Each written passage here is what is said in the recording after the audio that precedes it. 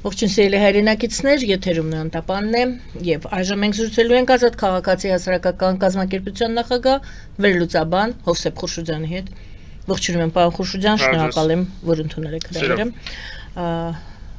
Բոլորս տեղյակ ենք, որ Հայաստանում տեղի ունեցավ Հայաստանի եւ Թուրքիայի թուրքական հարաբերությունների կարգավորման հատուկ ներկայացուցիչների հանդիպում Քլիչ Ռուբինյան։ Արդյունքների մասին կխոսենք, բայց մենք հիշում ենք, որ Թուրքիան մշտապես պայմանավորում է եւ այժմ եւս Թուրքիայի արտգործնախարար Ֆիդանի հայտարարությունը եւս դա վերահաստատեց, որ հայ-թուրքական հարաբերությունները կարող են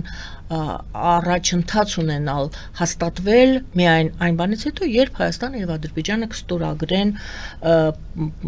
իրենց խաղաղության պայմանագիրը, համաձայնագիր է նա դա կոչում, եւ նա հետաքրքիր ինֆորմացիա տվեց, որը մենք տեղյակ չէինք, համենայն դեպս նա ասաց, որ սպասվում է, որ այդ համաձայնագիրը կստորագրվի 2026 թվականի առաջին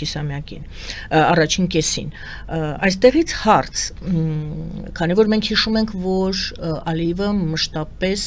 որպես նախապայման առաջ է քաշում սահմանադրության փոփոխությունները Հայաստանի եւ հարցս թե առաջին մինչեւ 2026 թվականի առաջին կիսամյակ ինչ պետք է տեղի ունենա, որ Ալիևին բավարարի այդ պահանջը Ալիևի եւ հայ-ադրբեջանական խաղաղության պայմանագիրը, համաձայնագիրը ստորագրվի, որպեսզի եւ հայ-թուրքական հարաբերությունները արդեն սկսեն արձանագրել առաջընթաց։ Համեցեք։ Ես կարծում եմ, որ ընտրությունների հետ է կապված Հայաստանում եւ առաջի կես ասածը դա միջև հուլիսի 1-ն է, այսինքն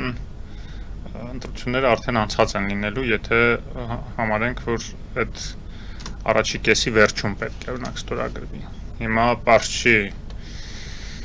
Ալիևը թուրքերին ինչ է ասել է կսպասենք ընտրությունները լինի, հասկանանք ով է ընտրվում եւ հասկանանք որքանով հեռանկարային կլինի շարունակել այս գործընթացը խաղաղության, որտեղ կարող են այնպիսի ուժեր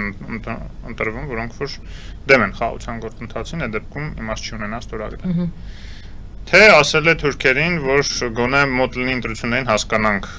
առնվազն կարողանանք կանխատեսել, որ այդպիսի ուժեր են ընտրվում, որոնք որ հետևողական կլինեն այս խաղաղության պայմանագիրագործել, նոր ստորագրենք։ Կարելի է այդպես դրա հետ կապել, ուրիշ ինչ-որ կոնկրետ բան, բացի նրանից նաև, որ կարող է ավելի որոշակի անալ Տրամպի ուղու հետ կապված աշխատանքները եւ պայմանավորվածությունները, ուրիշ բանի հետ կապել բավական դժվար է, հենց կոնկրետ մյուս տարվա առաջին կիսամյակը, որտեղ սահմանադրության մասով եւս Հայաստանի իշխանությունները արդեն ասել են, որ չի լինելու մյուս տարվա մեջ սահմանադրության ընդունում, սահմանադրության հանրաքվե եւ դա նշանակում է, որ Ալիևը պետք է հույս ունենա, որ անկախ ամեն ինչից նոր սահմանադրությունը չի խոչընդոտելու այս գործընթացին, թեև ակնհայտ է, որ նաև գործող սահմանադրությունը որևէ կերպ չի խոչընդոտում։ Դա իր ուղղակի մտայնությունն է, որը որ ինքը դեռ շարունակում է այսպես։ Կամ պատրվակն է, ձգձգելու պատրվակն է։ Այո։ Բայց հիմա եթե ինքը արդեն ուզում է գոնե մյուս տարվա սկզբում ստորագրել, դա նշանակում է կա այդ հետաքրքրվածությունը, դա նշանակում է, որ չի դադարելու ռուս-ադրբեջանական լարվածությունը եւ մենք տեսնում ենք, որ գնալով էլի ուժ գնանում է։ Դա նշանակում է, որ Ադրբեջանը որոշակի երաշխիքներ է ստացել, որ Ռուսաստանը չի հարձակվի Ադրբեջանի վրա, իսկ դա կարող է լինել այդպիսի երաշխիքներ բնականաբար միայն Թուրքիայից։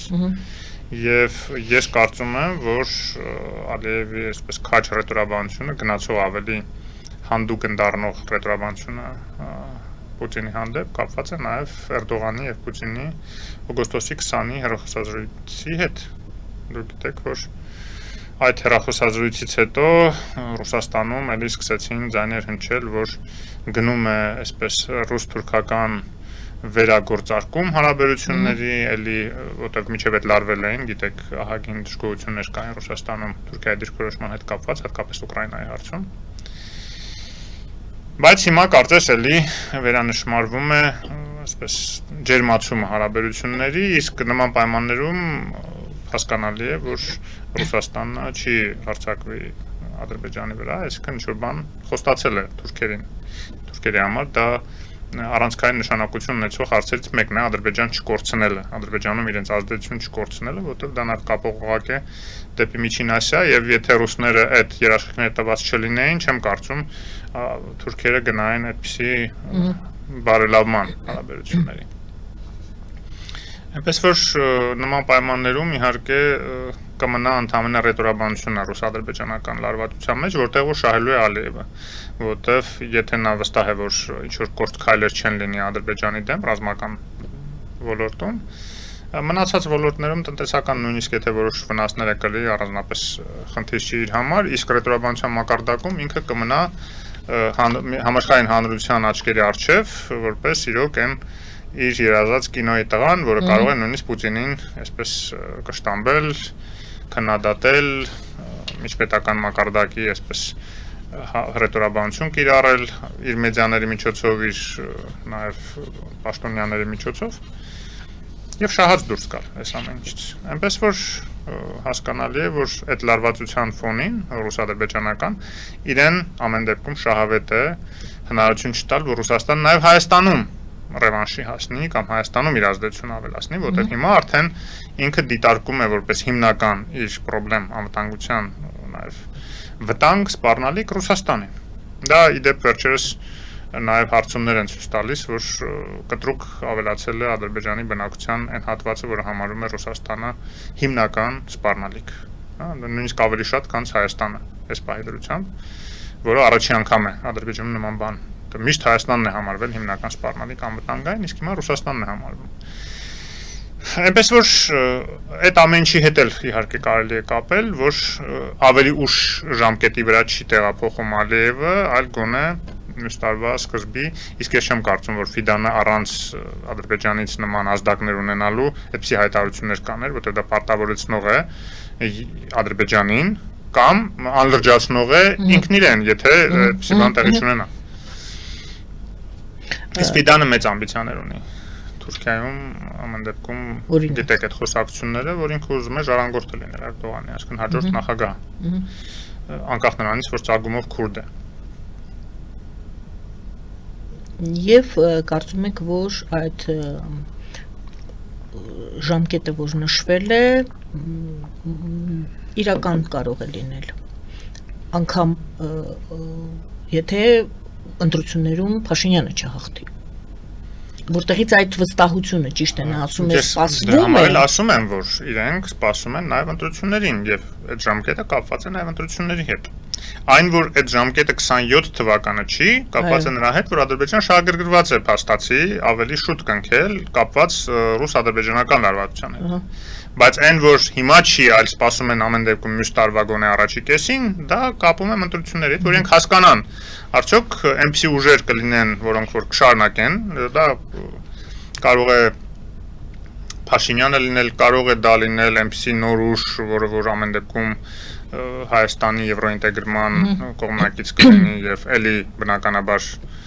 կլինի հայ-թուրքական հարաբերությունների կարգավորման եւ Ադրբեջանի հետ խաղաղության ջատագով։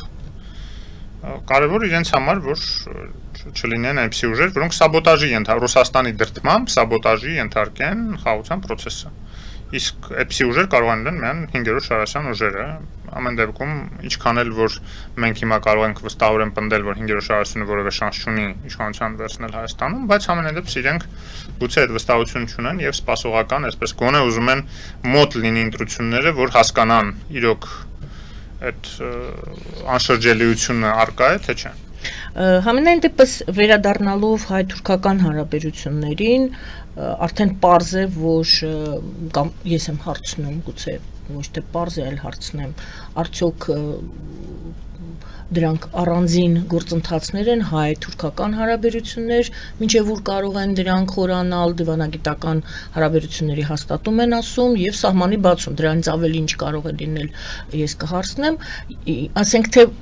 համաձայնագիրը ստորագրվեց եւ հայ-թուրքական հարաբերություններ հաստատվեցին, այդտեղ ինչն է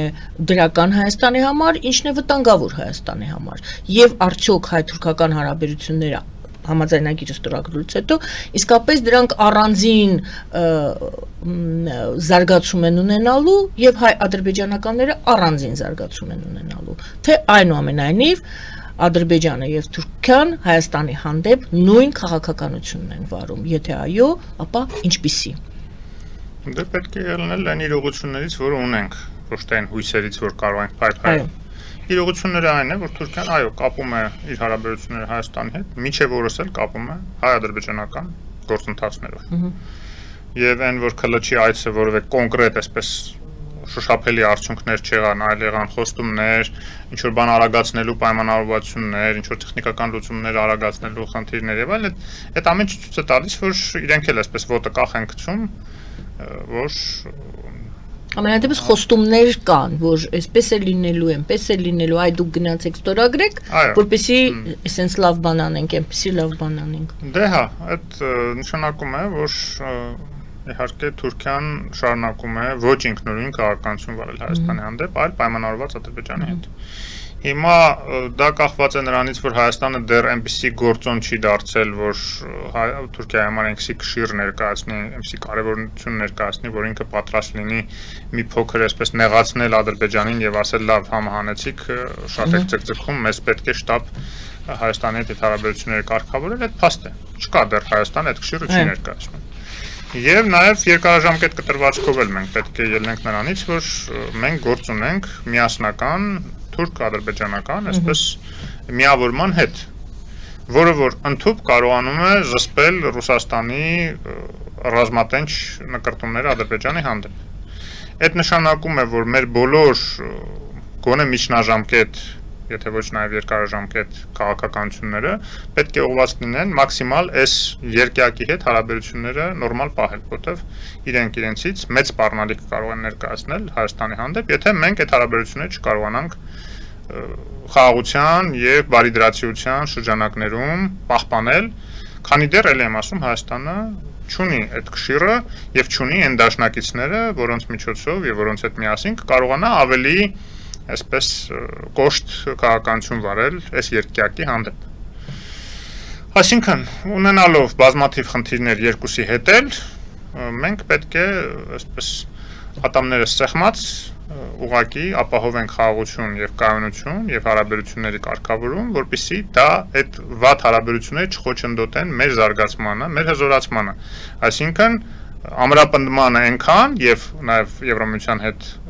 մեր հարաբերությունների խորացմանը այնքան, որ այդ ամեն ինչը կփոխեն գոնե բալանսը։ Եթե չկարողանանք փոխել բալանսը, առավել եւս ուրեմն պետք է այնպիսի հարաբերություններ շարունակենք կարողանալ պահպանել, որ այս երկյակի վերաբերմունքը Հայաստանի հանդեպ չվերաճի սպառնալիքի։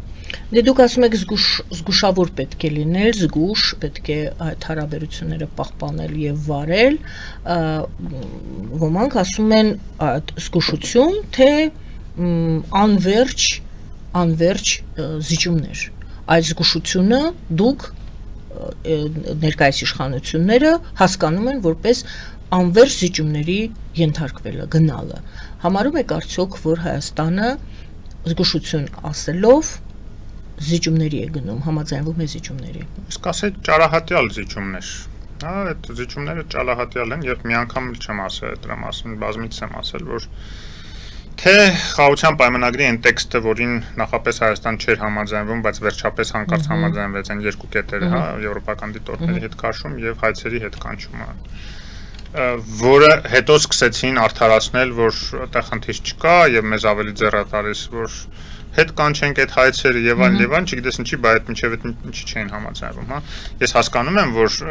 իշխանական քարոզիչների նպատակը ամեն կերպ արդարացնելն է ցանկացած քայլ, բայց պետք է նաեւ ավելի անկեղծ եւ ազնիվ լինել այդ արդարացումների մեջ էլ։ Մենք էլ չենք մեղադրում իշխանություններին այդ երկու կետը զիջելու հարցում, հա։ Ինչու՞։ Որովհետեւ հասկանում ենք, որ դա ճարահատյալ էր, որովհետեւ եթե դա չլիներ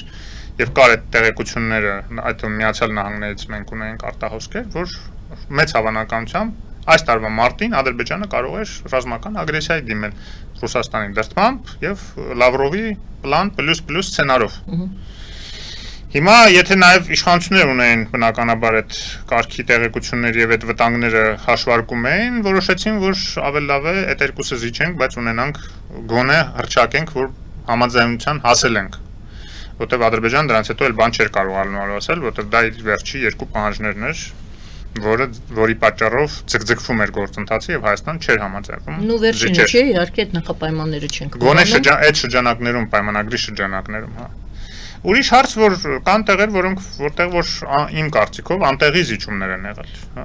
Նույն այդ Մինսկի խմբի լուծարման մասին ես այստեղ էլի ասել եմ եւ տարբեր տեղեր ասում եմ։ Հայաստանը չպետք է դիմեր որևէ մեկին Մինսկի խումբը լուծարելու հարցում։ Այո, կար ճնշում Հայաստանի վրա, կա ուժի սպառնալիք, որը հենց նույն Մինսկի խմբի շրջանակներում խաղաղության եւ խնդրի լուծման ճարտարապետության գլխավոր խախտումն է, որտեղ առաջի կետով այնտեղ միշտ գնում էր ուժի չկիրառման եւ ուժի սպառնալիքի չկիրառման սկզբունք։ Գլխավոր սկզբունքը դա էր։ Հետո նոր գալիս էր տարանցքային ամբողջականություն, երկրորդը եւ երրորդը ինքնորոշման իրավունք։ Նույն մադրիդյան սկզբունքները, միջև այդ բոլոր հայտարարությունները, հռչակագրերը, որը որ գերտերությունները ստորագրում էին Օբամայով, Պուտինով, Մակրոնով եւ այլն, կամ Օլանդով միջև այդ։ Դրա մասին է, որ ուժի սպառնալիքը անընդունելի է եւ ուժի կիրառումն է անընդունելի։ Հիմա փաստացի չի գործում միջազգային կարգը, հասկանալի է, եւ այդ ուժի սպառնալիքի ներքո Հայաստանը առավելագույնը կարող էր ուղղակի ինքը Ադրբեջանի հետ ստորագրել փաստաթուղթ, որ իրենք դուրս են գալիս Մինսկի խմբից, օրինակ։ Էնել խաղաղության պայմանագրի կնքման օրը, ոնց որ նաեւ Նիկոլ Փաշինյանն էր դրա մասին խոսում 2 ամիս առաջ։ Բայց այն, որ ազգային ժողովում ինքը հիմնավորեց, որ այո, ես այդպեսի բան ասել եմ, որ երբ որ կստորագրվի խաղաղություն նույն օրը դուրս կգանք Մինսկի խմբից, բայց քանի որ ճանապարհների հարցում, որտեղ չկար որևէ պայմանավորվածություններ, մենք ստացանք այնպիսի լուծումներ, որը մեզ ձեռ էր տալիս, մենք պատրաստ եղանք զիջել նաև դա, որ դեռ պայմանագիրը չստորագրած խաղաղության, մենք Մինսկի խմբի դուրս գալու հարց ենք լուծում, բայց միայն Մինսկի խմբից դուրս գալուց բացի դուք դիմում եք մնացածին, այսինքն քիչ է մնում խնդրեք մնացած անդամներին Մինսկի խմբի, որ լուծարեք Մինսկի խումբը։ Ինչ է դա նշանակում։ Դա նշանակում է, որ 3 կողմեր ունեցող կոնֆլիկտում երկու կողմերը անտեսելով երրորդ կողմի շահերը, որը որ զոհն է դարձել ըստ էության այդ կոնֆլիկտի եւ էթնիկ զտման են ենթարկվել, ես խոսում եմ Արցախի ժողովրդի մասին, դիմում են գերտերություններին, միջազգային հանրությանը, ուրեմն այսպիսի կարևոր հարթակ վերացնելու դիմումով, հարթակ, որտեղ պետք է քննարկվեր եւ լուծվեր եւ որտեղ արդեն որոշակի քաղաքական, մասամբ իրավական ինչ որ ճարտարապետություններ ձևավորվել Արցախյան խնդրի լուծման։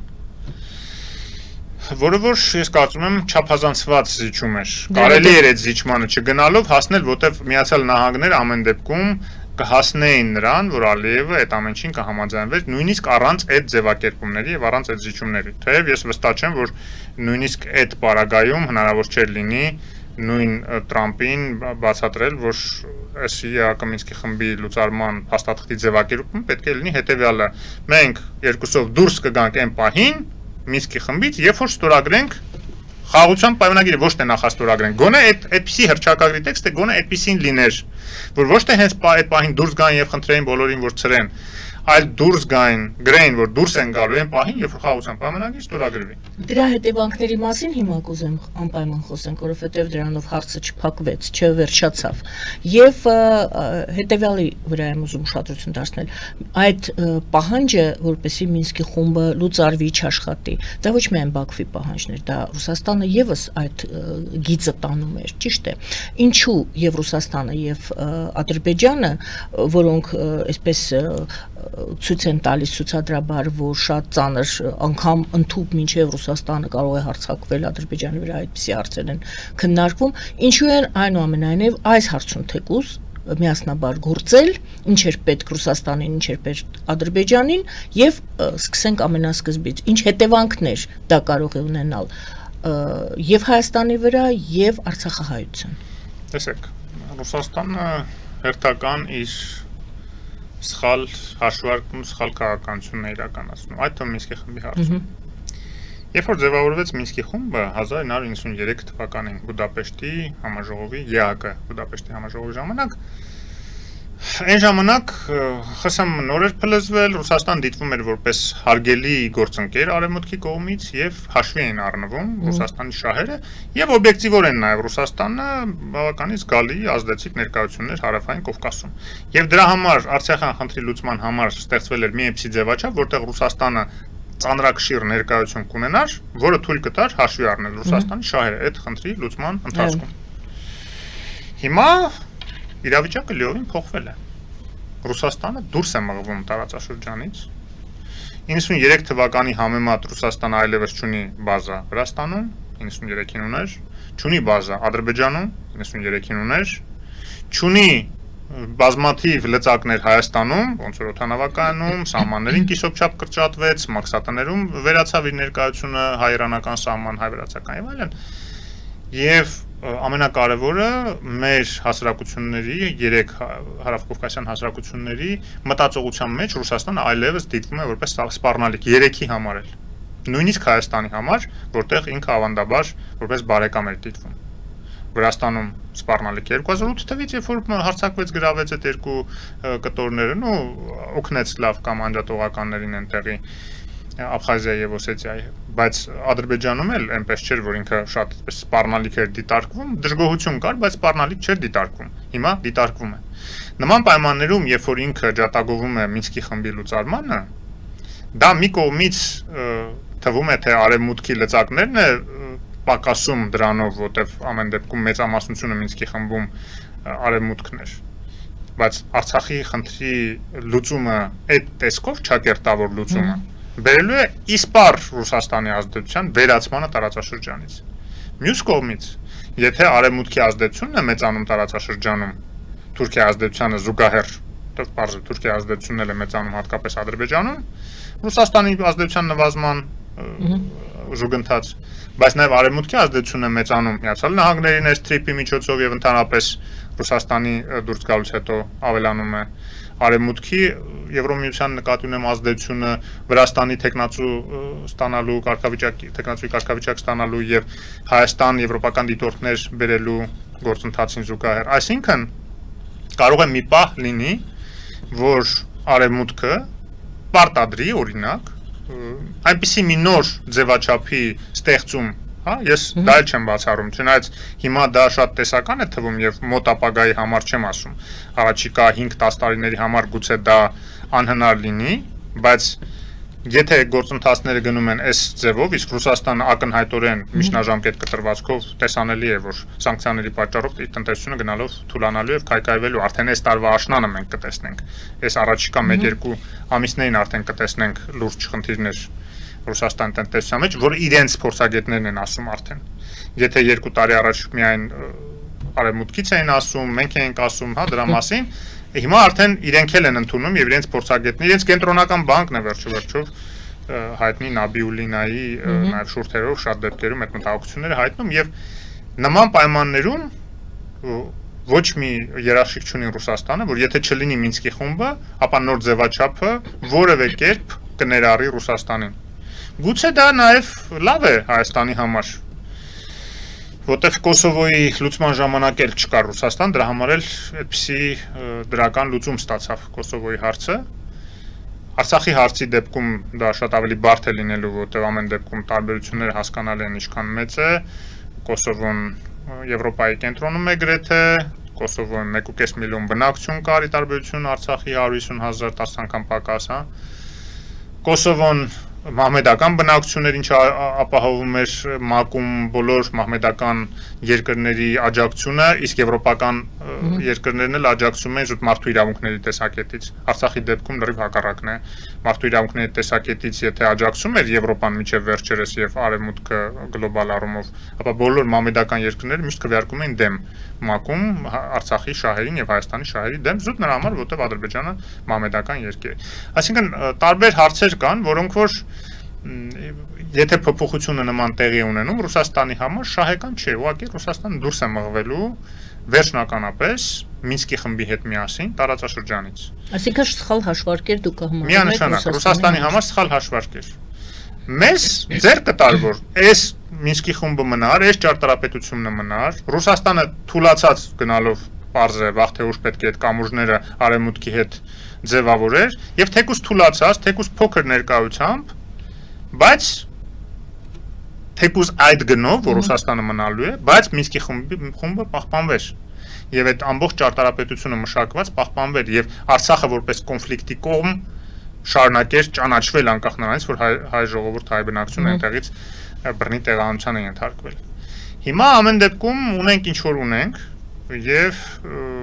միակ բանը, որ պետք է ֆիքսվի, որ այս համաձայնությունները տեղի են ունեցել ուժի սպառնալիքի ներքո, իսկ դա ակնհայտ է եւ կան դրա փաստերը եւ Ադրբեջանի ռետորաբանությունը Ալիևի մակարդակով, առաջի դեմքի մակարդակով առնված ռետորաբանություն, երբ որ ինքը ասում էր, եթե խաղաղ ճանապարհով չտան, այլ կերպ կվերցնենք եւ այլն, դա ակնհայտ է, չէ՞, որ այդ սպառնալիքը կար, նես չի, որ իրենք չէին արդեն հարձակվել մի 2-3 անգամ Հայաստանի վրա եւ ինչ որ տարածքներ գրավել։ Այդ ֆոնը արդեն միջազգային դատարանների համար կարող է հիմք հանդիսանալ իրավական ճանապարհով այդ հարցը լուծել, եթե Հայաստանը գնա այդ ճանապարհով։ Եթե եւ երբ որ Հայաստանը այդքան հզորություն եւ ուժ ունենա, առնվազն դիվանագիտական եւ այլն, այդ հարցը առաջ մղել եւ եթե այն ժամանակ Թուրքիան ու Ադրբեջանը այն վիճակում չլինեն, ինչ որ հիմա, այսինքն եթեները շատ են իհարկե, որը մոտ ապագայի համար դելն եմ ասում, շատ քիչ հավանական են դարձնում։ Մեզանից է կախված, եթե մենք կարողանանք այդ 20-30 տարին, ոնց որ ժամանակին Ադրբեջանը իր նավթի միջոցով օգտագործելով կարողացավ այդքան հզորանալ եւ ռազմական ճանապարհով լուծել է իր պատկերացված լուծումը տալ ճակերտավոր, հիմա մենք էլ ուրեմն մեր ունեցած ռեսուրսների, որ անդադար պարտանում ենք, մտավոր ռեսուրսներ եւ այլն, հասնենք նրան, որ ոչ թե մենք էլ այնքան զինվենք, այնքան ռազմական ներուժ ունենանք, որ կարողանանք թուրք-ադրբեջանական ալյանսին հաղթել, որը նույնիսկ 50-100 տարվա կտրվածքով քիչ հավանական է, որտեղ Թուրքիան տեղում չի կանգնում, չեն նստելու սպասեն, մինչև մենք այնքան հզորանանք, որ ռազմական ճանապարհով այդ երկու երկրների հարցերը կարողանանք լուծել, ոչ։ Իրավիճակը համաշխարհային այնպիսին է, որ եւ տեխնոլոգիական զարգացումները այնպիսին են, որ նոր մեթոդաբանություններ կարող է լինեն կոնֆլիկտների լուծման, դիվանագիտական նոր գործիքակազմ կարող է առաջանալ, վերջ-վերջո ինքնության փոփոխությունների հարցեր են առաջանում այսօր ամբողջ աշխարհում, նույն Թուրքիայում ինքնության ճգնաժամի հարց կա, որտեվ այդ թուրքերը այդքան էլ թուրքեր չեն եւ դա պետքա ինչ որ ձևով առաջ մղել, ինչը կարծում եմ բխում է նաեւ Թուրքիայի բնակչության շահերից, որտեվ ամեն ժողովուրդ, ամեն մարդ, ամեն էթնոս պետք է իր ինքնության իրական ինքնության հարիր կենսաձևով, գաղափարախոսությամբ, մշակույթի մեջ ապրի, այլ ոչ թե ինչ որ կեղծ մատրիցան իրեն փաթաթած լինեն լեզվի եւ մշակույթի միջոցով, բայց տակը լրիվ ուրիշ հիմք լինի, հա։ Հիմա դա ուրիշ խոսակցություն է իհարկե, խոսանք եւ իդեպ հայ-թուրքական հարաբերությունների նորմալացումը եւ սահմանների բացումը եւ իրար հետ հարաբերությունները, այդ թվում գիտական, ակադեմիական, լրատվական մակարդակներում, այդ հնարավորությունները մեզ տալու են ներթափանցել առնվազն, եթե նույնիսկ թուրքերի ինքնության մասին չենք խոսում, որ իրենց համար նաև սպառնալիք չդիտարկվի, չնայած ես էլ եմ ասում, ես կարծում եմ դա իրենց շահերից է բխում, եթե իրենք համարեն, որ այո, իրենք տեղի բնակչության ժառանգորդներն են, տեղի հույն, հայ, խետական, հա, նաև դա իրենց թույլ կտա ավելի հազարամյակների ժառանգություն համարել իրանց, ինչը որ կա, բայց դրա հետևանքով նաև փոխել ինքնությունը եւ վերաբերմունքը իրական իրենց հարևանների հանդեպ։ Բարի ցանկություններ են շատ ձեր։ Դա պլաններ են, դա ցանկություններ չեն։ Եթե մենք երկարաժամկետ ռազմավարական ծրագրեր չենք մշակելու այդ ուղղությամբ, դա նշանակում է համակերպվելու ենք նրա հետ, որ ապրելու ենք 100-200 միլիոնանոց թուրքական, այսպես ալեկոծվող ծովի կենտրոնում, որը մեր համար այ դա իրական հեռանկարային մի սպառնալիք է։ Իսկ եթե մենք ապրելու ենք այնպիսի հարևանների, ուրեմն մարդկանց ժողովուրդների հարևանությամբ, որոնք որ մեզ հոգեհարազատ են ընդունում, որտեղ իրոք ծագումնաբանորեն, գենետիկորեն մենք ըստ էության նույնական ենք, այսօր արևելյան Թուրքիայի մեծամասնությունը նույն հայկական իդենտիկ գենետիկան ունի։ Նույնը Ադրբեջանի մի զգալի մասը։ Բայց նրանք իրենց թուրք են համարում եւ թուրք են զգում։ Բայց դրա մասին եմ խոսում, որ ինքնության փոփոխությունը հենց մշակույթի, քարոզչության, տեղեկատվության, գիտության գործիքակազմ է ընդհանրում, որը որ միակ հույսն է, որ մենք կարող ենք ինչ-որ բան փոխել, եմ ասում, ռազմական ճանապարհով 3, 4, 5 10 միլիոնանոց Հայաստանը, այսօրվա 100 միլիոնանոց թուրք-ադրբեջանական ալյանսին, կամ վաղվա, երբ եթե մենք ասում ենք 10 միլիոնանոց Հայաստան, իրենք կարող են ասեն 200 միլիոնանոց արդեն այն ժամանակ, հա, չնայած հիմա դեմոգրաֆիական խնդիրները այնպիսին են, որ մի քիչ հակառակն է, հա, ոչ մենք կարող ենք 10 միլիոնի հույս ունենալ առաջիկայի համար, մեր միակույսը ներգաղթն է լինելու, որի շնորհիվ մենք կարող ենք ասենք 4-5 միլիոն հասցնել, ոչ էլ Թուրքիան է կարողանալու այս 90 միլիոնանոց իրենց այս բանից ավելանալ, որտեվ գնալով իրենց մոտ պակասում է արդեն, հա, ծնելությունը եւ այլն քրդերը։ Դրա համար նրանք թուրքական աշխարհ գաղափարախոսությունն են առաջ տանում։ Այնպես չի, որ թուրքական աշխարհում նույն վիճակը չի, հա, Ադրբեջանում էլ նույն վիճակն է, մենակ այնտեղ Տաջիկստան, Ղրղստան, Ուզբեկստան, հա, որ դեռ աճ կա, բայց այդ աճն էլ կամաց-կամաց նվազում է։ Ուզում եմ ասեմ, որ այդ հարթության մեջ տեխնոլոգիաների, գիտության, արհեստական ինտելեկտի, որ հիմա ասում են արհեստական բանականություն սխալ թարգմանությամբ, արհեստական ինտելեկտի զարգացման 6-րդ, 7-րդ սերնդի պատերազմների, որոնք որ այսպես ամիջականորեն երկաթի եւ փամփուշտների եւ հրթիռների պատերազմներ չեն լինելու, այլ ավելի շատ մարդկանց գիտակցությանը վերաբերող, արհեստական ինտելեկտի վերաբերող հարցերի շուրջ է լինելու այդ պատերազմները, այդտեղ կարող է մենք ինչ-որ հաջողության հասնել, մանավանդ հիմա տեսնում ենք նախադրյալներ ունենք, թե տեղեկատվական տեխնոլոգիաները մեր մոտ ավելի լավ են զարգանում, այս վերջերս կարևորագույն լուր եղավ, որը որ մեր մոտ ֆուտբոլի ինչ որ խաղերն են կարևոր լուր լինում, բայց շատ ավելի կարևոր լուր էր, որ մեր երիտասարդական հավաքականը, ինժեներական, միջազգային օլիմպիադայում հաղթեց։ Դա չտեսնված բան է, 200 երկրներ մասնակցում են, գրեթե աշխարհի, հա, գրեթե բոլոր երկրները փաստորեն մասնակցում են, 200 թիմեր կարող է սխալվեմ ավելի քիչ թվով երկրներից, բայց թիմերի քանակը այդքան էր, բայց հայերը հաղթեցին, որ ընդ որում պատանիներից մինչև 20-21 տարեկան ընդամենը երեխաներ են հավաքված, դա պատմական իրադարձություն այդ դա է, որ ցույց է տալիս, որ մենք ունենք պոտենցիալ, եւ դա արմատ լաբորատորիաների շնորհիվ է, դա թումոների շնորհիվ է, դա ընդհանուր մոտեցումը հայ հասարակության մեջ բարեբախտաբար դեռ չի վերացել կրթության հանդեպ ակնածանքը, վերաբերմունքը, որը շատ վատացել է այս ընթացքում, բայց հիմա պետք է կամաց-կամաց վերականգնել։ Երբ ես զարմանում եմ, երբ որ մեկ-մեկ հեգնում են վարչապետի եւ նատիկնոջ այդ արշավը, կրթություն նորաձև եւ այլ, հա կարող է այդ բառը մի քիչ ինչ որ մարդկանց դուր չի գալիս նորաձև լինելու հարցը եւ այլն, բայց այն որ կրթությունը փորձում են քարոզել, տարածել մարզերում եւ այլն, դա իրենց ամենահաջողված քաղաքականություններից է։ Դա այլ հարց է կներեք, կրթությունը քարոզելուց առաջ պետք է երևի կրթական մեր համակարգը կարգի բերել, դպրոցներից նայել է պետք, եթե ոչ մանկապարտեզներից։ Բայց հաստատ չարժի թիրախավորել այդպիսի քարոզությունը։ Բարի, ուրեմն երբ որ խոսում ենք, որպեսզի այս թեման փակենք, ամփոփենք ավելի շուտ, չի փակվել Մինսկի խմբի լուծարմամբ, ճիշտ է, մեծ վնաս է հասցվել գործընթացին, բայց գործընթացը չի փակվել, դուռը կիսաբաց է, մեզանից է կախված, մենք կբացենք այդ դուռը եւ կշարունակենք ոչ ռազմական, այլ դուք այն ինչ նշեցիք, դա փափուկ ուժ է։ Մենք Հայաստանի իշխանությունների մասին խոսքը, Հայաստանի իշխանությունները կարող են բացել դուռը եւ շարունակել իրավունքի տեսանկյունից Արցախի հայերի, Արցախից դուրս վտարված հայերի իրավունքների պաշտպանության հարցը դեռ բարձրացնել։ Դա պետք է անի Հայաստանի իշխանությունները, որովհետեւ Հայաստանի իշխանությունները ասում են մենք վերջ, մենք այդ հարցով այլևս չենք զբաղվում, դա թող հենց Արցախից դուրս եկած հայությունը զբաղվի դրանով։ Կարող է Արցախից դուրս եկած բնակչությունը եւ պարտավոր է նաեւ այդ հարցով շարունակել զբաղվել բնականաբար, անհատապես խմբերով, հասարակական կազմակերպություններ ստեղծելով եւ միջազգային հանրության արժեվ այդ հարցը բարձրացնելով, որովհետեւ իրականում Մինսկի խմբի լուծարումը դա միջազգային հանրության, հատկապես արևմուտքի, ուրեմն հրաժարումն էր մարդու իրավունքներից եւ միջազգային իրավունքից։ Մի բան, որը Ռուսաստանը սկսել է եւ ինքը ուղղակի աջակցեց։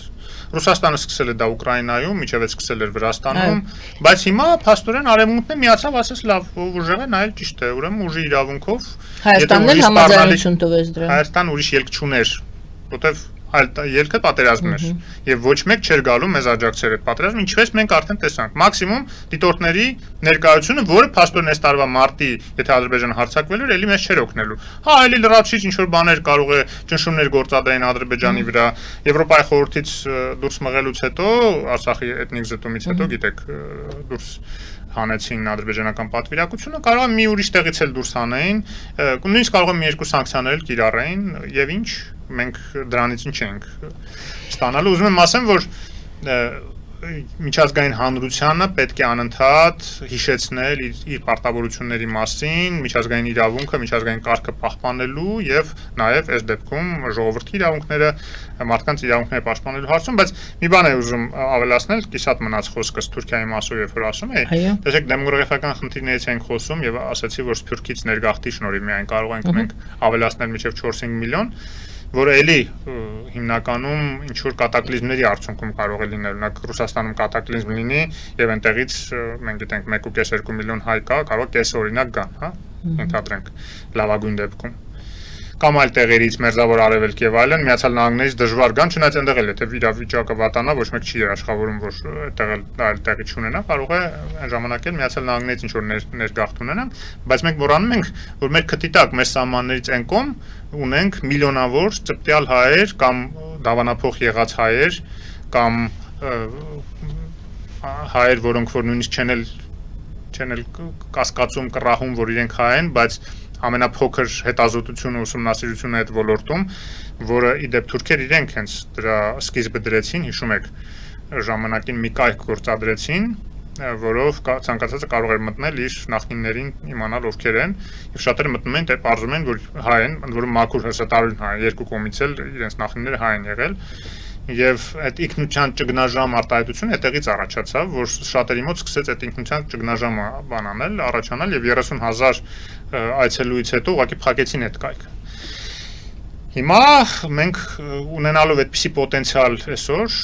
նույնիսկ եթե այդ մարդկանց չդիտարկենք, այլ միայն կրիպտո հայերին, այսինքն ծպտյալ հայերին դիտարկենք, նրանք ովքեր գիտեն, որ իրենք հայ են, ուղղակի դավանափոխ են եղել եւ պահպանելով իրենց հայկական ինքնությունը, բայց գաղտնի են պահում դա, ինչ որ պահի կարող է բացահայտեն, այդպիսի մարդիկ կարող են 100,000-ների հասնեն, հա, եթե ոչ միլիոնների։ Եվ դա ինչ կտա ձեզ դրա մասին։ Ռեսուրս, մեր հայկական Այսինքն նրանք կընդունեն իրենց հայ ինքնությունը, այո, հայ լինելը, այո, եւ եթե այդքան հնարավորություն ունենանք իրենց ընդունենք Հայաստանում, եթե չէ, իրենց ինքնությունը զարգացնենք հենց Թուրքիայում, եթե Թուրքիայի հետ հարաբերությունները դա թույլ տան։ Այսինքն այնպիսի հարաբերություններ ունենանք Թուրքիայի հետ, որ գուցեև ոչ միայն աչք փակեն, այլ խրախուսեն, որ քրդաբնակ տարածքներում օրինակ հայկական անկլավներ ձևավորվեն նախկին քրդերից։ Քրդերը նրանց բավարար չեն, հիմա էլ հայ իրենք։ Չէ, շատ կներեք, իրենց շատ ավելի շահավետ կլինի, որ այդ կոմպակտ եւ կուռ քրդական այդ մոնոլիտի մեջ առաջանան ինչ որ հայկական բաներ, անկլավներ, 20 միլիոնանոց քրդերի մեջ մի քանի 100,000-անոց հայկական անկլավները թուրքերին առանձնապես մեծ վտանգ չեն ներկայացնելու, եթե ել եմ ասում երկարաժամկետ կտրվածքով, մենք այդ հարաբերությունները այնպեսի կարգավորում տված լինենք հայ-թուրքական հարաբերությունների, որ իրենք էլ այդ վտանգը չզգան, որ մենք այդ ամեն ինչը անում ենք, որ մի օր ուրեմն այնտեղ հայկական դրոշ ծածանվի, պետականությունը հայկական այնտեղ վերադառնա։ Վան Էրզրում եւ այլն։ Այո։ Խոսենք Թրիփի մասին, Թրամփի ուղու հետ կապված ինչ զարգացումներ ունեցանք, մենք պետդեպարտամենտից պատվիրակություն եղավ այս շաբաթվա ընթացքում եւ խոսվեց այդ մասին, որ Միացյալ Նահանգները Հայաստանին կտրամադրի $145 միլիոն առաջին տրանշը։ Այսինքն գործը ոնց որ թե տեղից շարժվում է եւ ինչ որ մի բան Միացյալ Նահանգները արդեն սկսում են անել։ Այստեղ Միացյալ Նահանգների գործոնը ես երկրորդ հարցով կտամ, առաջին հարցս հետեւյալն է։ Մենք խոսում ենք Ռուսաստանի դիրքերի թուլացման մասին, խոսում ենք, որ արևմուտքի դիրքերը հենց նույն այս ուղու մասին խոսելով խոսում ենք, որ ամրապնդվում են ավելի, բայց հիշում ենք նաեւ, որ Ռուսաստանի արձագանքը, նա ասում է շատ մի ուրախացեք, մեր սահմանապահները շարունակում են մնալ այնտեղ, որտեղ որ կան, եւ երկաթուղին դեռևս կոնցեսիոն կառավարման է տրված Ռուսաստանին, եւ երկաթուղի կառուցելուց այդտեղ մենք ենք դերակատարը լինելու, այդ սահմաններին էլ մեր սահմանապահներն են։ Ինչպես կտեսնեք Միացյալ Նահանգներ եւ Ռուսաստան, ինչպես են իրենք այդ Թրամփի ճանապարհի վրա երկուսով տեղավորվելու, թե ես սխալ եմ հարցը տալիս։ Ոչ մի ռուս երկաթգիծ, ռուսական կոնցեսիա գոյություն չունեցող երկաթգծի վրա չի տարածվում։ Այն ինչ որ Թրամփի ուղում պետք է կառուցվի, դա լրիվ նոր կառուցվող երկաթգիծ է լինելու եւ ովքեր որ կառուցելու են, նրանք էլ տնօրինելու են Հայաստանի Հանրապետության օրենքների համապատասխան։ Եթե հանկարծ Ռուսաստանը որոշի իր կոնցեսիոների այսինքն ռուսական երկաթգծերի միջոցով ինչ որ հայտեր ներկայացնի, հավակնություններ ներկայացնի, մոռանալով որ ինքը գործում է այդ կոնցեսիոները Հայաստանի Հանրապետության տարածքում եւ Հայաստանի Հանրապետության օրենքների ներքո, ուրեմն շատ սիրուն այդ ժամանակ Հայաստանի իշխանությունները, նաև մենք դա կպահանջենք եւ կարծում եմ հասարակությունը կպահանջի, այսպես ականջից կվերցնի այդ ռեժիմը եւ դուրս կշպրտի Հայաստանից, ոնց որ ֆեյսբեշնիկներին զվարթնոցի դուրս շպրտեց, շնորհակալություն ասելով դրա համար, ունենալով բազմաթիվ հիմքեր խախտումների կոնցեսիոն պայմանագրի, որը այդ ռեժիմն թույլ է տվել եւ պահում է մեր երկաթգծերը եւ ուրեմն երկաթգծային ամբողջ ենթակառույցները գնացքների արագությունը միջնադարի մակարդակին 50 կմ/ժ են այսօր երթևեկում երկաթգծերը մեքենայով ավելի արագ է մի տեղից մյուս տեղ հասնում քան եթե երկաթգծով գնաս որը абսուրդ է լրիվ հակառակ պետք է լիներ եւ բոլոր հիմքերը կա եւ այդ էլ կլինի արդեն վերջի կաթիլը որ ուղղակի այդ ռեժդը կոչվածը դուրս շպրտվեն որը վաղուց է պետք է անել որտեւ այդ Տրամպի ուղում բացի եթե մենք ուզում ենք որ Թուրքիան նաեւ զուգահեռ Ղարսիկ-դիչ չկառուցի մենք պետք է ամբողջ երկաթգծային կոնցեսիան տանք հայ-ամերիկյան, ոչ թե զուտ ռուսական, մաքուր ռուսական ընկերության, այլ հայ-ամերիկյան, որտեղ Հայաստանի կառավարությունը կունենա իր ներկայությունը, ազդեցությունը, շահաբաժինը, այսինքն Հայաստանի ժողովուրդը կունենա այդ ամեն ինչի շահաբաժինը, հայ-ամերիկյան մի ընկերության ամբողջ Հայաստանի երկաթգծերի տնօրենելու իրավունքը։ Մենք այլ պրոյեկտներ ունենք, միայն Տրամպի ուղին չի մեղրիով որտեվ շատ ավելի կարճ ճանապարհներ կա Իջևանով, Դիլիջանով այնտեղ վերականգնելու մի հատված կա, որը վերականգնելու դեպքում շատ ավելի կարճ ճանապարհ է առաջանում Գյումրիից դեպի ուրեմն Գանձակ կամ Գյանջա, ոնց կուզենաք, ճանապարհ, երկաթգծային ճանապարհ, հա, այսինքն հիմա այսպես սևեռվել է Ադրբեջանը այդ մեղրիով անցնող ճանապարհի վրա, որտեվ այլ հետին նպատակներ ուներ բայց քանի որ այդ հետին նպատակները արդեն ակտուալ չեն, որտեղ ամերիկացիներն են այդտեղ մտնում, ուրեմն իրեն ավելի շահավետ կլինի Հայաստանի հյուսիսային հատվածներով այդ երկաթգծերը շատ ավելի կարճ եւ արդյունավետ օգտագործելու հարցում։ Այդ մեկ, երկրորդ, այն որ Միացյալ Նահանգները գալիս են տարածաշրջան, եվրոպացիները արդեն այստեղ են։ Եվ ազդեցությունը տարածաշրջանում արևմուտքի մեծանում է, դա նշանակում է, որ ազդեցությունը մեծանում է նաեւ Թուրքիայի վրա արևմուտքի որտեվ Թուրքիայի դեպի արևել գնացող ճանապարհների վրա են իրենք գալիս նստեն։ Եվ դա շատ լավ է, որտեվ մենք ինքնուրույն չենք կարողանալու այդ ամբողջը պահել եւ շատ դեպքերում, երբ որ պետք է խոչընդոտներ հարուցել մեր օրենքներին համապատասխան, օրինակ ինչ որ զենքի մատակարարումների հարց կլիներ, թե ինչ կլիներ, մեզ կարող են ճնշել այդ ժամանակ թուրքերը ստիպեն, որ մենք ինչ-որ բաների համաձայնվենք այդ ճանապարհները տրամադրելով։ Բայց եթե արևմուտքն է գալիս եւ մենք արևմուտքի հետ համաձայնեցված ենք գործում, իսկ մեր շահերը համընկնում են, հետո իհարկե Թուրքիան ավելի ազդեցության տակ է ընկնում արևմուտքի։ Իսկ այն բոլոր պլանները, որի մասին նոր ես խոսում եի, ինքնությունից սկսած մինչեւ նոր տեխնոլոգիաների ազդեցությունը, թուրքական ինքնության եւ այլն եւ հայերի նաեւ ծպտյալ հայերի վերադարձի եւ այլն, այդ ամենը կարող է տեղի ունենալ միայն արևմտյան աշխարհակաղակական եւ քաղաքակրթական շրջանակներում Այսինքն ինչքան Թուրքիայում ավելի գործեն մարդու իրավունքները, օրենքները, համամարտկային մոտեցումները, արժեքները, միջազգային իրավունքը, այնքան ավելի մարդ ավելի ազատ կլինի հայտարարել, որ ես այս պահից հայ եմ, որտեվ ես միշտ իմացել եմ, որ ես հայ եմ եղել եւ մի օր էլ նույնիսկ կարող է դավանափոխ լինի, ասի ես այլևս մահմեդական չեմ կամ մնալով մահմեդական դառնա հայ։ Ուզում ասեմ, դա միայն այդ շրջանակում է հնարավոր, եթե առավել եւս եթե Հայաստանը Եվրամիության մաս լինի այդ պահին։ Այսինքն մենք չհեռու նայելով մենք պետք է տեսնենք այդ հնարավորությունները, որովհետեւ մեր ճանապարհը ճիշտ գծենք, ուր պետք է գնանք։ Այսինքն փակ ուղակի այսպես երկաթգծերի հետ կապված դուք ասում եք, որ մենաշնորհ չի կարող դիտարկվել, Ռուսաստանը չի կարող պահանջել, որպեսի հաստատվի իր մենաշնորհությունը նոր կառուցվելիք երկաթգծերի հանդեպ։ Եվ Հայաստանի իշխանությունները կգնան ավելի խիստ եւ սկզբունքային կդրսևորեն սկզբունքայնություն այս հարցի շուրջ։ Բա դա մնաց չդրսևորեն։ Եթե չդրսևորեն, պետք է ասեն մենք այն ինչ որ ստորագրել ենք Վաշինգտոնում, ներողություն, այդ ամեն ինչը սուտ էր։ Չէ, ամեն ինչը Ռուսաստանի համար են կարել, որ ընդլայնվեն, որ Ռուսաստանի հնարավորությունները հայ-ամերիկյան կոնսորցիում պետք է դառնա ռուս-ամերիկյան կոնսորցիում։ Լավ, այդ առաջին հարցը, չէ, ես չեմ ամերիկացիները ռուսների հետ ինչ որ գործ անեն Հայաստանում։ Հաջորդ հարցը սահմանապահներին է վերաբերում, կարծեմ Ալեն Սիմոնյանն է ասաց, որ այդպիսի հարց չի դրվում, որ սահմանապահները ոչ թե չի դրվում, ասաց ես չեմ լսել, որպեսզի այդպիսի քննարկում լինի։ Սահմանապահների ներկայությունը, Օվերչուկը կարծեմ հատուկ ընդգծեց դա, ասաց չմոռանաք, որ մենք այնտեղ ենք։ Ես գիտեմ, որ ռուս սահմանապահների ներկայությունը ոչ միայն հայ-իրանական, այլ նաև հայ-թուրքական սահմաններին ժամանակի հարց է ընդամենը։ Այդ ժամանակը թե կգա 1 տարվա մեջ, մինչև այս տարվա վերջ, թե մյուս տարի ընտրություններից հետո, ես չեմ կարող ասել։ Բայց ես գիտեմ, որ դա ժամանակի հարց է։ Կարծում եք, որ այստեղ էլ Հայաստանի Հանրապետությունը սկզբունքային դիրքորոշում կընդունի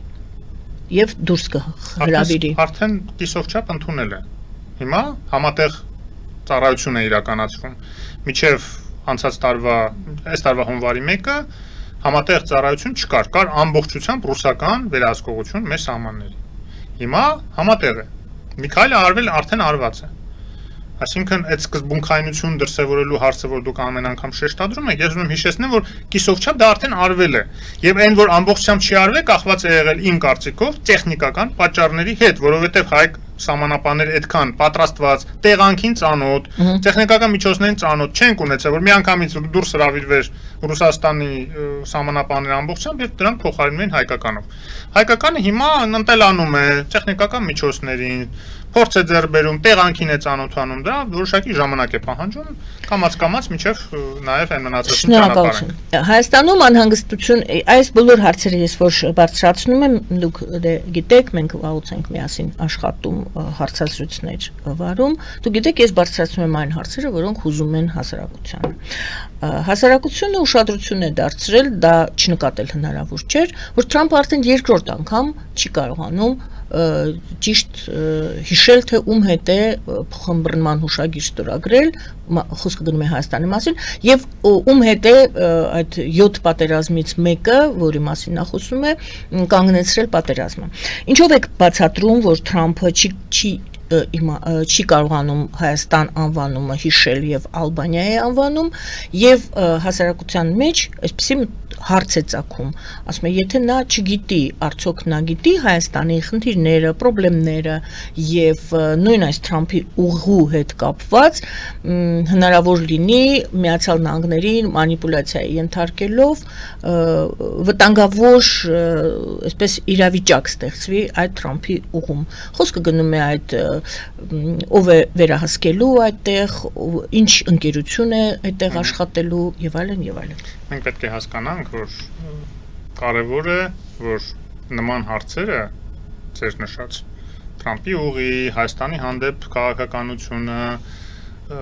այդ ամեն ինչը լուծվի ինստիտուտների մակարդակով Միացյալ Նահանգների, այլ ոչ թե անձերի։ Եվ դա մի կողմից լավ է, որ Թրամփը առանձնապես ոչ էլ գիտի Հայաստան, անունը խառնում է, հա։ Եվ մենք ինչա, մեղադրում ենք Թրամփին, որ ինքը բավականին աշխարհագրական գիտելիքներ չունի, թե որ առավոտ քնում զարթնում Հայաստանի մասին չի մտածում, որ անգիր հիշեր անվանում։ Ինչու մենք իրեն մեղադրում։ Ես բազմաթիվ այլ մեղադրելու բաներ ունեմ իրեն եւ ասել եմ, բայց կոնկրետ այստեղ առանձնապես մեղադրելու բան չկա։ Չենք մեղադրում, անհանգստություն են հայտնում, որ եթե նա չգիտի ում հետ է ստորագրել այդ փոխըմբռնման հուշագիրը, 180-190 ՄԱԿ-ի անդամ երկրներ կա։ Ընդ որում դրանց բացարձակ մեծամասնությունը Հայաստանից շատ ավելի մեծ են, շատ ավելի քշռով են, ազդեցիկ են եւ չի կարելի մեղադրել, որ նա այդ ամեն ինչը անգիր չի հիշում։ Այո, կարող է նաեւ խառնել։ Կարևոր է, որ ինստիտուտները գործեն եւ այն ինչ որ իր սեղանին դնում են, քաղաքականությունները, պայմանագրերը, հռչակագրերը, որ ինքը ստորագրում է, թեկուզ նաեւ հյուրերի ներկայությամբ հրավիրալ Նիկոլ Փաշինյանի եւ այլի ներկայությամբ, դա անեն ինստիտուտները, ովքեր որ խորացած են, շատ լավ գիտեն կոնֆլիկտը ինչի մասին է եւ այդ ոչ թե պարզապես գիտեն Հայաստան անունը ոնց է հնչում, ի տարբերություն Թրամփի, այլ նաև այդ բոլորի մեջ խորացած լինեն, բայց այնտեղ կան ինստիտուտներ, բաժիններ, ենթաբաժիններ, Հարավային Կովկասի բաժին, Հայաստանի ենթաբաժին, դեսքեր, հա, այդ մարդիկ ամենօրյա ռեժիմում է, այ որ ասում են քնել զարթնել Հայաստանի մասին մտածել, այդ մարդիկ հենց այդ մարդիկ են, որ իրենց գործն է Հայաստանի մասին անդադ մտածելը, քննարկել, ուսումնասիրելը, փորձագետները,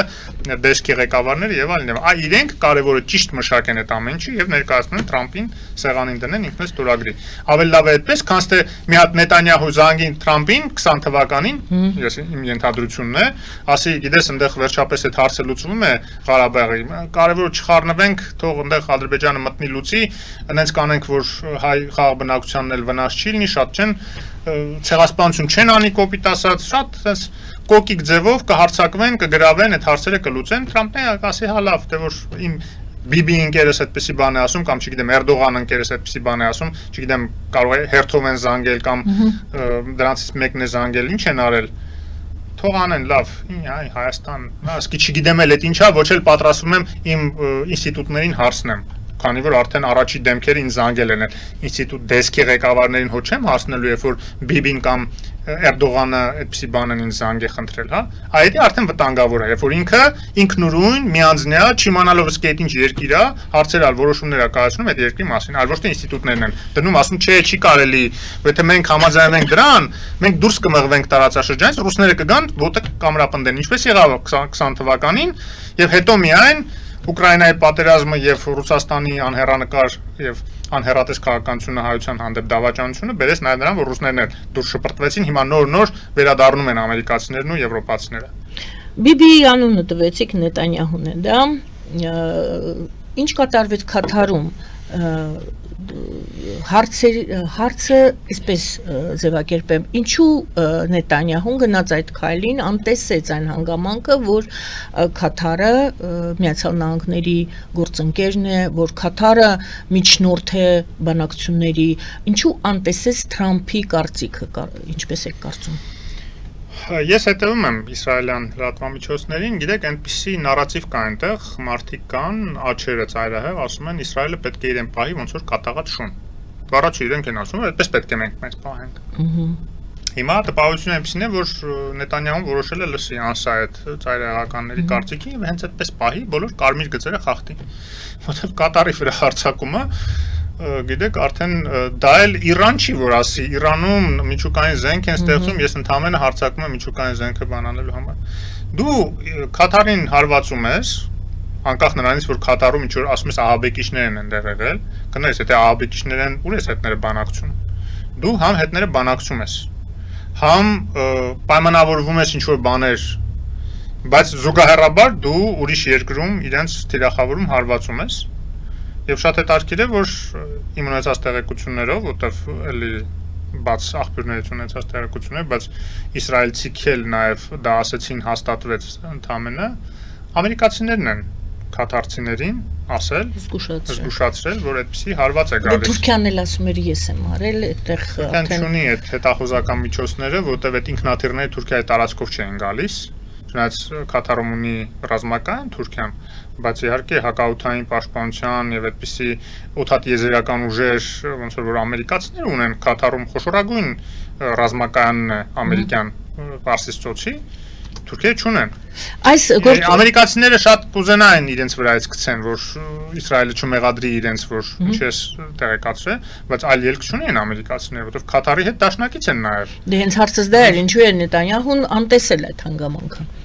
Դե ինքը հույս է ունեցել, որ կհասցնեն, հա, կհասցնեն եւ միջև էլ իդեպ Պենտագոնի ղեկավարության հետ հանդիպում եմ ունեցել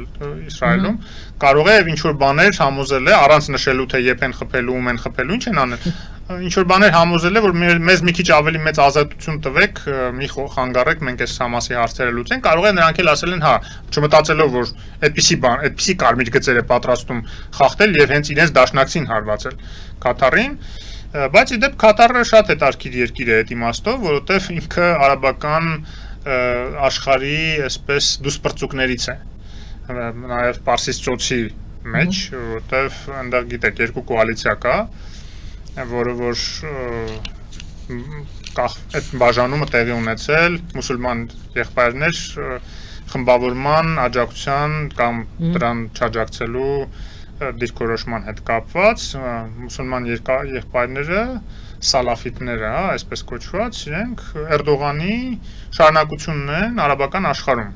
Եվ Էրդողանը միշտ հույս է ունեցել, որ այդ մուսուլման եղբայրների միջոցով իր ազդեցությունը կտարածի արաբական աշխարհում։ Իդեպ Համասը այդ մուսուլման եղբայրների էլի դրա ներկայացուցիչներից է։ Եգիպտոսը դրա համար տանել չի կարող Համասին, դրա համար Եգիպտոսում, երբ որ մուսուլման եղբայրներ եկան իշխանության, կտրուկ լավացան թուրք-եգիպտական հարաբերությունները, բայց ռազմական հեղաշրջումից հետո դուրս շպրտեցին, մի մասին գնդակահարեցին, կախեցին, բանտեր նետեցին եւ էլի վերադարձան այսպես ավելի աշխարհիկ ռեժիմի Եգիպտոսում։ Բայց նույնիսկ Սաուդյան Արաբիան, որը ժամանակին ինքն էլ մի ուրիշ վահաբական ուղղության կողմնակից էր, էլի մի ուրիշ ծայրահեղական մահմեդական բան էր, որը փորձում են հյուսիսային Կովկասում նույնիսկ տարածել, Միջին Ասիայում մզկիթներ էին հատուկ դրա համար կառուցում, ֆինանսավորում էին գրականություն, վահաբիտական եւ այլն, բայց հետո փոփոխություն տեղի ունեցավ բանի ուրեմն շեյխի իրենց այդ բանի փոփոխության հետ միասին, Սաուդյան Արաբիայի Էմիրի ղեկավարի փոփոխության հետ միասին փոփոխվեց նաև վերաբերմունքը եւ իրենք ավելի այսպես Եգիպտոսի հետ են ավելի բանանում համակարծիք այդ հարցում, որ այդ վտանգ է ներկայացնում նաև իրենց համար, որովհետեւ դա անկայունության եւ հնարավոր խժդժությունների, հեղափոխությունների բան տեսան դրա մեջ, հատկապես Եգիպտոսում, երբ որ հեղափոխությունը բերեց այդ մուսուլման եղբայրներին իշխանության, չնայած իրենք չէին կազմակերպողը, բայց շահառուն իրենք դուրս եկան, իրենք մասնակցեցին ուղղակի այդ հեղափոխության մեջ բանի Եգիպտոսում տեղ ունեցած հիշում եք 11 թվականին, բայց Սաուդյան Արաբիա, Եգիպտոս, Հորդանան, Արաբական Միացյալ Էմիրություններ, այդ բոլորը մուսուլման եղբայրների դեմ են, ծայրահեղության դեմ են, իսկ Քաթարը այդ ամեն ինչը ֆինանսավորում է, այդ թվում Սիրիայում էր ֆինանսավորում բաներին, ջիհադիստներին, Թուրքիայի հետ միասին, պատահական չի, որ Թուրքիան կատարում ռազմական ունի, պատահական չի, որ 11 թե 9 թե 11 թվականներին, կարող եմ սխալվեմ, բլոկադա հայտարարեցին ծոցի երկրները Քաթարին, Սաուդյան Արաբիան, Միացյալ Արաբական Էմիրությունները, պատկերացնում եք, ասենք ցամաքային լրիվ ճանապարհները փակել են եւ Իրանն էր աջակցում Քաթարին, եւս մեկ աջակից Ճիշտ է, Իրանը մուսուլման եղբայրներին աջակցելու ցանկություն առանձնապես մեծ չունի, որովհետև դրանք սուննի են, իսկ Իրանը շիա է, բայց քանի որ Քաթարը ընդդիմացել էր Իրանի ախոյաններին, Սաուդյան Արաբիային, հա, Էմիրություններին եւ այլն, դրա համար աջակցեցին Քաթարին եւ հիմա Քաթարի եւ Իրանի հարաբերությունները ինչքան էլ որ տարօրինակ է, բավականին լավ են, ինչի է տարօրինակ, որտեղ այնտեղ ամերիկյան բազա կա, ինչը ցույց է տալիս նաեւ, որ Իրանը շատ լավ կարող է համակերպվել նաեւ հայ-ամերիկյան հարաբերությունների խորացման եւ սերտացման եւ ամերիկյան նույնիսկ ռազմական ներկայությանը, որտեղ եթե հանգարց ասի, բայ ինչ եք անում, մենք կասենք Քաթարի հետ այդ ոնց է այդպես լավ հարաբերություններ պահում, չնայած այնտեղ խոշորագույն ռազմաբազան է, ծոցի հենց քո քթի տակ ամերիկյան։ Էլ չասած, որ այնտեղ հսկայական մի հատ հանք են կիսում երկուսով ծովի տակ, մի հատ խոշորագույն, աշխարհի խոշորագույն գազային հանքը գտնվում է Քաթարի եւ Իրանի ծովային այդ սահմանագծի հենց տակը եւ երկուսին հավասարապես պատկանում է, բայց Քաթարը նստած այնտեղ այդ քաշում է այդ գազը եւ հեղուկ գազը է դրանից արտադրում աշխարհին ծախում Հարստանում, Իրանը քանի որ տեխնոլոգիաներ չունի, սանկցիաների տակ ընկնելուց հետո չի կարողանում այդ տեխնոլոգիան ներգրավել, նստած սպասում է թե այդ գազը երբ է վերջանալու, որ ինքն էլ քորու փոշման ասի լավ, ժամանակին ստեղ լավ հարուստ գազի հանք ունենք, էլ չունենք։ Ֆելիչե ժամանակակից ատամնաբուժական կլինիկա։ Այստեղ հարմարավետությունն ու խնամքն առաջնային են։ Այստեղ կիրառվում են ատամնաբուժական ամենաժամանակակից տեխնոլոգիաներ, ճշգրիտ ախտորոշում, արդյունավետ բուժում, նուրբ փորձառություն եւ անհատական մոտեցում։ Սկսած սովորական մանրուքներից մինչև առաջադեմ ընթացակարգեր, այստեղ դուք գտնվում եք բարձր որակավորում ունեցող եւ փորձառու ատամնաբուժական մասնագետների ձեռքերում։ Մեր բարեկամական եւ հյուրընկալ անձնակազմն այստեղ է յուրաքանչյուր այցը հաճելի դարձնելու համար։ Ֆելիչե, ձեր առողջ եւ ամենաերջանիկ շպիտը սկսվում է այստեղից։ Եկեք եւ բացահայտեք նորարարության փորձագիտության եւ կարեկցանքի կատարյալ համադրությունը։ Երևան շիփինգ, սենսացիա ստեղ, հա։ Այո, ճիշտ եք եկել։ Սանդրոցներ Երևան ուղարկելը $2.99 օթանավով։ Այո, Իսկ եթե դոլար ուղարկես, դոլար ստանան։ այո, Իսկ որ տանեն տուն հասցնեն, էլի մի տոկոս, հա։ 2%։ Երասը ծրի է, էլի։ Ժողովուրդ սենսացիա, ծրի է։ Նորթ Հոլիվուդ Գլենդել։ Ջաքփաթ հագուստի խանութը երկրորդ մասնաճյուղն է բացել Գլենդելի սրտում, որտեղ կարող եք ձեռք բերել եվրոպական եւ ամերիկյան ընտիր հագուստեղեն, կոշկեղեն, աքսեսուարներ, պայուսակներ ամենահարմար արժեքներով։ Նաեւ կարող եք ցանկացած ապրանք պատվիրել եւ ձեռք բերել կարճ ժամանակում։ Ջաքփաթի Գլենդելի հասցեն է 1135 North Pacific Avenue, հեռախոս 818 813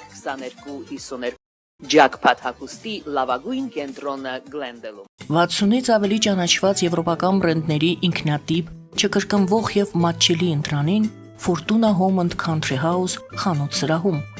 Նորաոճ սպասք եւ կահույք հորեկա բնագավառի համար, տեքստիլ տնտեսական ապրանքներ, ամեն ինչ գեղեցիկ կյանքի համար։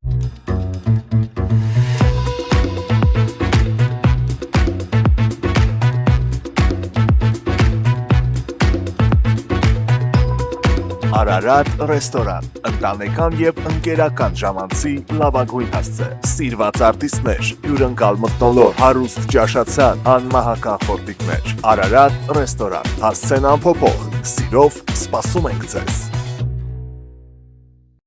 Լավագույն պաղպաղակ, բնական, համեղ եւ մատչելի գներով պաղպաղակը կարող եք ձեռք բերել բոլոր հայկական խանութներում։ Պահանջեք հայկական պաղպաղակ, Թամարա պաղպաղակ։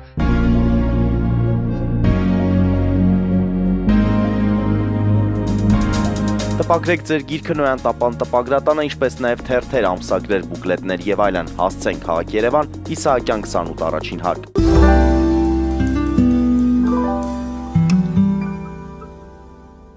Վերջին հարցը պետք է տամ, որը վերաբերում է Հայաստանի Հանրապետության այսպես կոչված բալանսավորված քաղաքականությանը։ Ինչպես է գնահատում այդ քաղաքականության այսօրվա դրությամբ արձանագրված արդյունքներին։ Հիշեցնենք պարզապես, բոլորը գիտեն, հիշում են, պարզապես իմի բերելով Վաշինգտոնյան այց իր բոլոր այդ պայմանավորվածություններով եւ փաստաթղթերով Շանհայյան այց դիմումով, որպեսի Շանհայյան այդ կազմակերպության համագործակցության կազմակերպության անդամ դառնալ Հայաստանը, բայց իհարկե դեռևս մերժվեց, բայց ասացին, որ հարցը դեռ քննարկվում է։ Պեկինում այդ ռազմական շքերթին մասնակցությունը Պուտինի հետ կարծես թե եւ հեռախոսային զրույցներ կան եւ այսպես մասնավոր հանդիպումներ այդ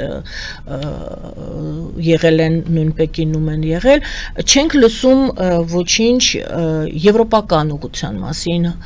հայ-ֆրանսիական հարաբերությունների մասին կամ շփումների մասին վերջին շրջանում չենք լսում։ Եվ այսպես, ինչպիսին է այսօր, ինչպիսին են արդյունքները Հայաստանի Հանրապետության բալանսավորված քաղաքականության։ Մի քիչ հետնահանջ տեսանելի է հայ-եվրոպական հարաբերությունների զարգացման հարցում զուտ այդ տրիպի պատճառով, որտեղ կա այսպես լուր դժգոհություն եվրոպացիների մոտ, որ իրենք դուրս մնացին այդ պրոյեկտից։ Ну դա տեսանելի է մեր կապերը մեր եվրոպական որոշ գործընկերների հետ, դա ցույց են տալիս, բայց դա այսպես կրիտիկական չի։ Քրիտիկական չի, որտեղ ամեն դեպքում եվրոպացիներն էլ են հասկանում, որ դա իրենց համար աջակցություն կարող է լինել։ Այն իմաստով, որ